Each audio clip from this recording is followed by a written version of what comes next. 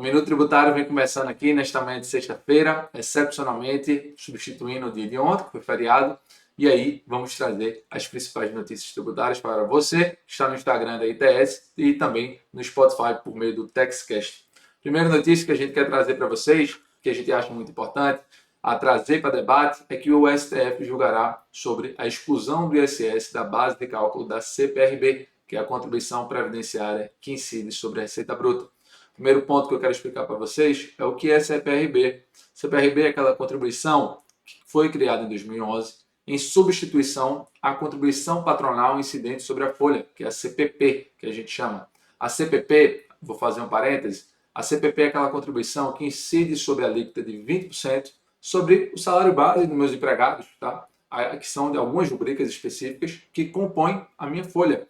Essas rubricas específicas que compõem a minha folha, eu tributo a 20%. Por exemplo, se eu tenho uma totalidade de folha de rubricas tributáveis de 100 mil reais, eu chego a tributar por mês 20 mil reais sobre a folha.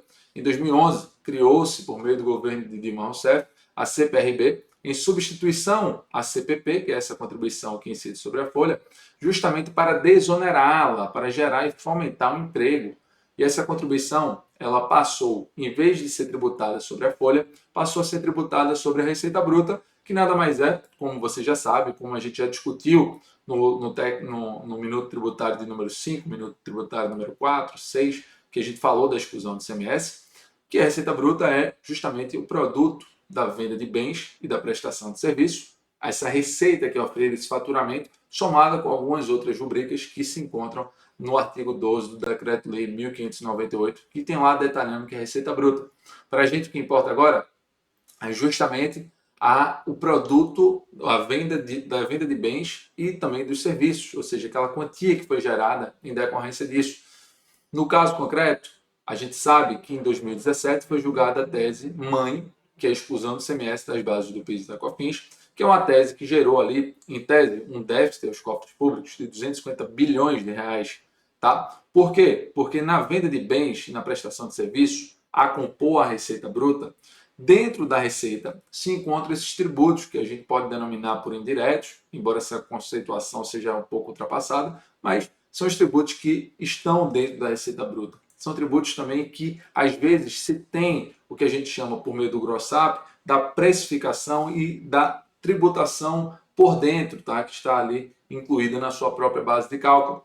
E aí, a CPRB é essa contribuição, e dentro, óbvio, a CPRB, quando ela incide sobre a receita bruta, ela incide sobre o ICMS, tá? Quando se tratava de uma empresa que realizava a venda de bens ou prestação de serviço, por exemplo, de transporte, e tinha também o ISS, quando ensejava ali também o fato gerador do imposto sobre serviço.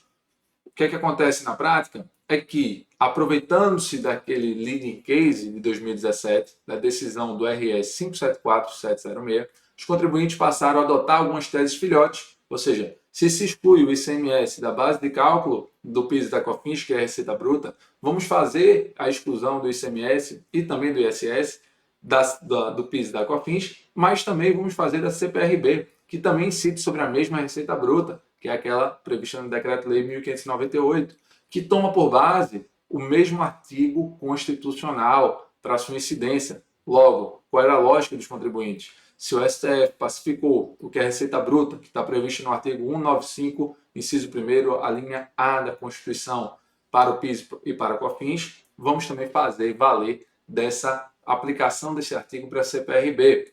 Ocorre que, no ano de 2020, em setembro especificamente, o STF decidiu que é constitucional a incidência da CPRB sobre o ICMS, ou seja, embora o ICMS se exclua das bases do PIS e da COFINS, você não deve excluir o ICMS da CPRB, porque o STF determinou ali que era constitucional, porque a CPRB era uma contribuição, a seu ver, facultativa, e gerou ali uma grande discussão no mundo tributário se tudo que era facultativo se poderia ser questionado ou não no judiciário, né? Porque, em tese, os ministros decidiram que você aderiu à regra do jogo quando adotou a CPRB.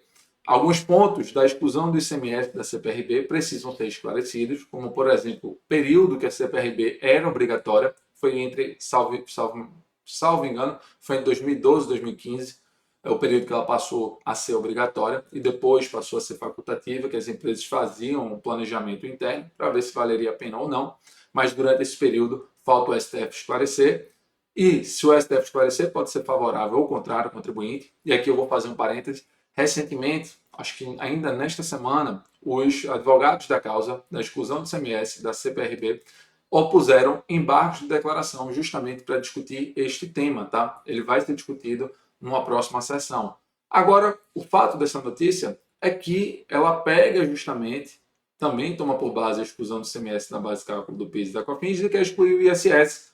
E era um processo que está para ser julgado no STF, que muito possivelmente vai ter o mesmo desfecho da exclusão do ICMS da CPRB, que foi negativa, foi um desfecho desfavorável. Salvo engano, foi 6 votos a 5 contra os contribuintes. Foi bem apertadinho, com um voto de decisão do ministro Fux, tá?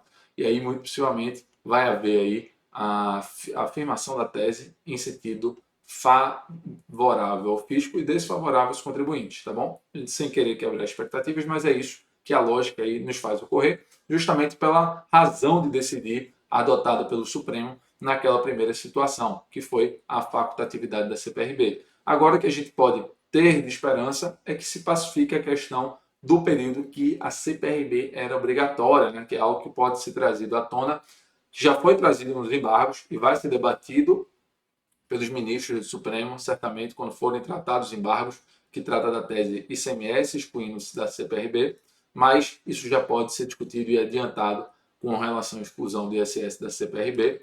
E aí é um ponto que eu digo é importantíssimo a gente ficar atento para saber o que é que vai acontecer neste caso, né? Que pode criar uma razão de decidir a ser aplicado para o caso mãe. Essa é a primeira notícia, super interessante. Outra notícia que a gente vai trazer para vocês é que o STJ colocou sob o rito dos recursos repetitivos o recurso que trata da tomada de crédito da aquisição de produtos monofásicos. Esse é um ponto extremamente importante. O recurso é justamente esse, o RESP 1.894.741, tá? Do Rio Grande do Sul. A decisão é justamente essa, que vai delimitar a amplitude e o alcance do artigo 17 da Lei do Reporto. Só para vocês entenderem a discussão, primeiro vamos falar do que é PIS/COFINS monofásico. PIS/COFINS monofásico justamente, ele segue uma lógica semelhante, mas não pode ser alguma lógica igual à do ICMS substituição tributária. PIS/COFINS monofásico, em regra, você recolhe com alíquotas majoradas a contribuição do PIS e da COFINS para determinados produtos sobre determinados NCMs. Aqui eu vou dar um exemplo, autopeças ou medicamentos. Você recolhe na indústria ou na importação alíquotas extremamente majoradas, como 12%, 13%, somadas aí de PIS e da COFINS. E, por sua vez, o restante da cadeia, ele sai o produto com alíquota zero. Ou seja, quando eu, farmácia, vou revender um produto que a indústria recolheu PIS/COFINS com as alíquotas majoradas, eu vou dizer que essa receita bruta da venda deste produto, do medicamento, ela é tributada a 0% de PIS/COFINS, consequentemente, tributação igual a zero. Isso é o que a gente chama de produto monofásico.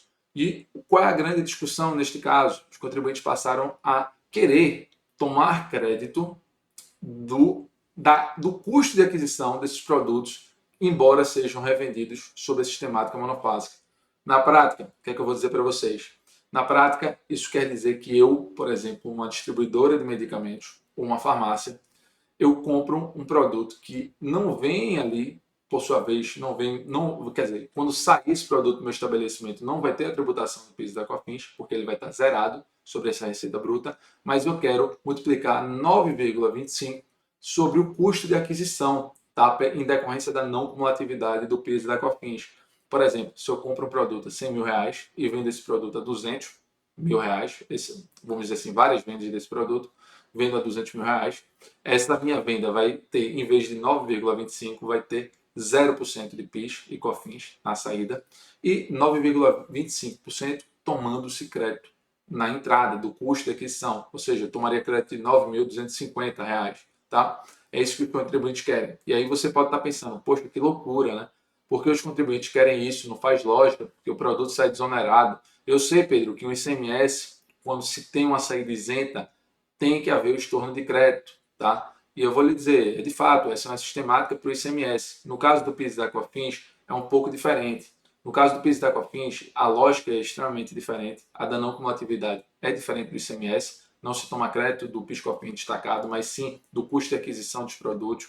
Essa é a primeira diferença. E a segunda diferença é que, no caso do PIS e da COFINS, a lei do reporto, esse artigo 17 da lei 11.033 de 2004, esse artigo 17 ele tem uma expressa autorização para tomada de crédito. Tá? E embora a gente chame de lei do reporto, é uma lei que regulamenta esse regime do reporto, que é um benefício, que tem alguns benefícios nessa mesma legislação, de PIS e COFINS é o caso também, mas ela dá outras providências, e na própria justificativa da norma, o artigo 17, esse aqui específico, que vai ser debatido no STJ, ele justamente ele estava no campo de outras providências, ou seja, ele era para aplicação da legislação tributária em geral. E é isso que os contribuintes defendem, que esse artigo ele é uma norma autorizativa dessa tomada de crédito para qualquer fim, tá? Assim, independentemente de ser um produto revendido a alíquota zero, que não tem tributação, mas por essa autorização legal, eu poderia tomar crédito a 9,25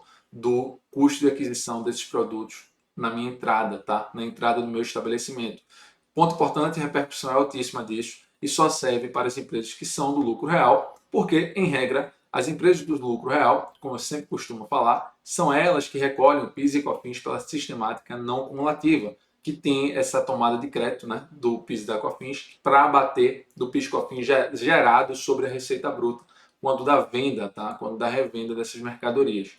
E esse debate ele foi muito aflorado porque ele, quando chegou no STJ, ele chegou na primeira turma, ele sempre teve um precedente desfavorável na primeira e na segunda turma, porém, em 2017, a primeira turma, em março de 2017, modificou o entendimento, tá? Dando um posicionamento favorável aos contribuintes, 3 votos a 2, voto da relatora, ministra Regina Helena Costa, tá?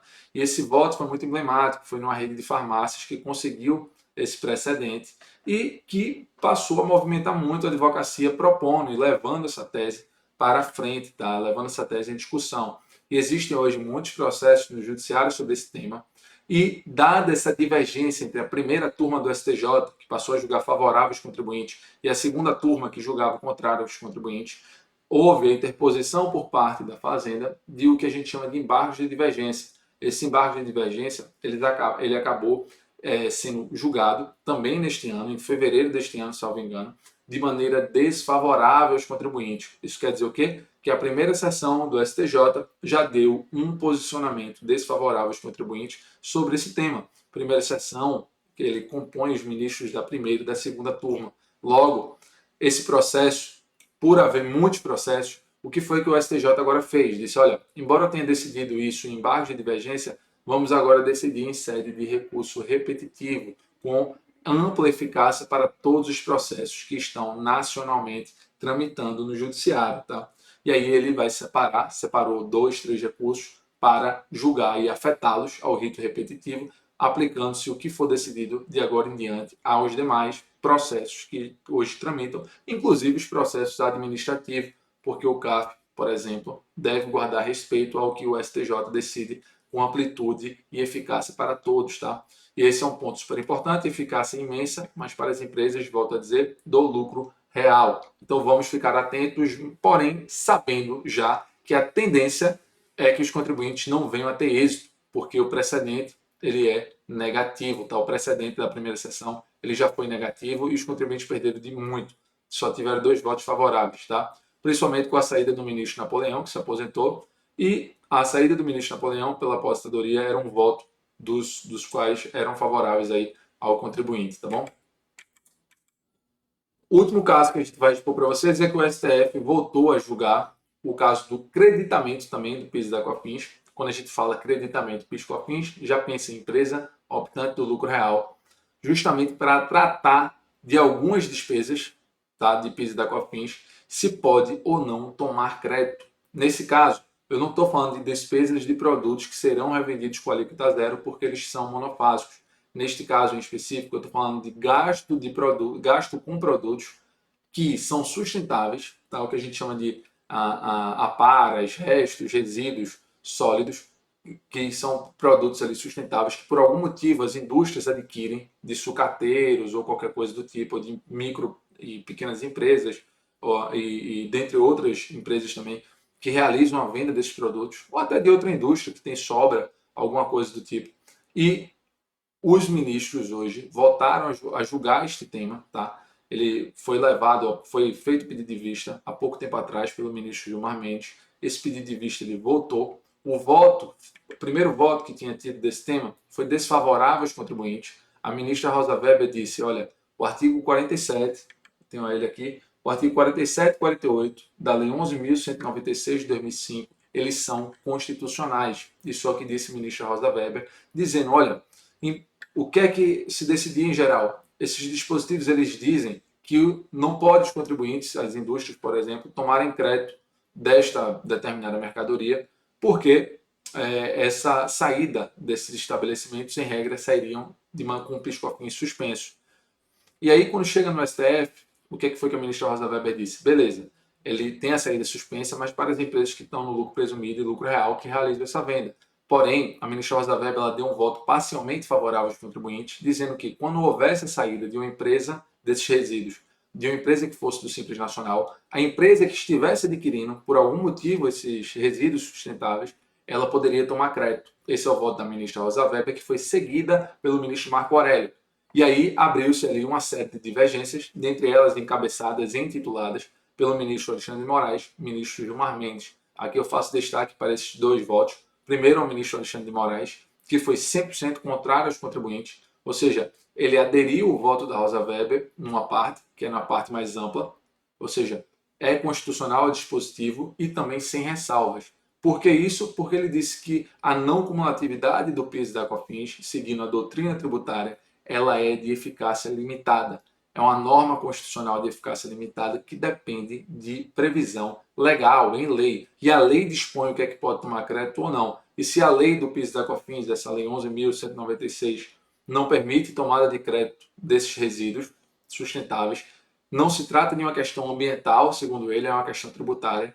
Logo, não se pode falar que essa norma seria inconstitucional. Por outro lado, o ministro Gilmar trouxe um voto, eu confesso até que me surpreendeu, que foi favorável aos contribuintes, justamente trazendo ali um conceito de sustentabilidade como um todo do meio ambiente, que se você não estivesse prevalecendo essa tomada de crédito, você estaria indo de encontro com a sistemática ambiental constitucional. Tá? Esse é um ponto importante que alguns tributaristas esperavam para entender se o STF iria tocar ou não no conceito de insumo, né, para fins do PIS e da COFINS, que o STJ recentemente pacificou, que era tudo aquilo que é essencial e relevante.